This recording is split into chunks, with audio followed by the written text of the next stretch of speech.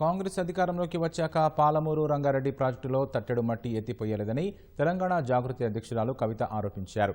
నాగర్ కర్నూలు జిల్లా వట్టెం జలాశయాన్ని సందర్శించారు. బీఆర్ఎస్ హయాంలో పాలమూరు ఎత్తిపోతల పూర్తి చేసి ఉంటే ఈ ప్రాజెక్టుకు 90 టీఎంసీలు హక్కుగా దక్కేదన్నారు. నల్లమల బిడ్డనని చెప్పుకుంటున్న రేవంత్ రెడ్డి పాలమూరు ప్రాజెక్టును పూర్తిగా పక్కకు పెట్టేశారని కవిత విమర్శించారు. రాయలసీమ ఎత్తిపోతలపై జాగృతి కేసులు వేయడంతోనే ఆ పథకం ఆగిందని గుర్తు చేశారు. కేఎల్ఐ పంపులు ఆగితే ఉమ్మడి పాలమూరు జిల్లాకు తాగునీటి కష్టాలు తప్పవన్నారు. పాలమూరు రంగారెడ్డి కట్టినప్పుడు ఏమైంది?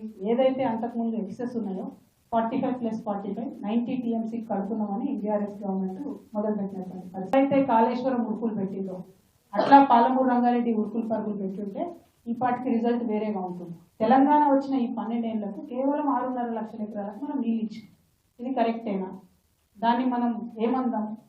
ఈ ప్రాజెక్టులు ఫినిష్ చేయకపోవడం వల్ల జరిగిన పెద్ద నష్టం ఏంటిది? ఆ 45 టీఎంసీల 90 టీఎంసీల ఇప్పుడు సరే కాంగ్రెస్ బీఆర్ఎస్ లొల్లి పెట్టుకున్న లొల్లి కోసం పక్కకు పెడితే వాటి మీద హక్కు రాలే. మనకు పాలమూరు రంగారెడ్డి అనేటటువంటిది కట్టేసి ఉంటే ఇప్పటికే మనకు 90 టీఎంసీ హక్కు పుక్తంగా వస్తుంది. ఇప్పుడు అది జరగలేదు. కాంగ్రెస్ ఏం చేసింది? ఆ ఉన్న 19 కూడా ఓడగొట్టి 45 టీఎంసీలు చాలని వాళ్ళు ఉత్తరం రాసి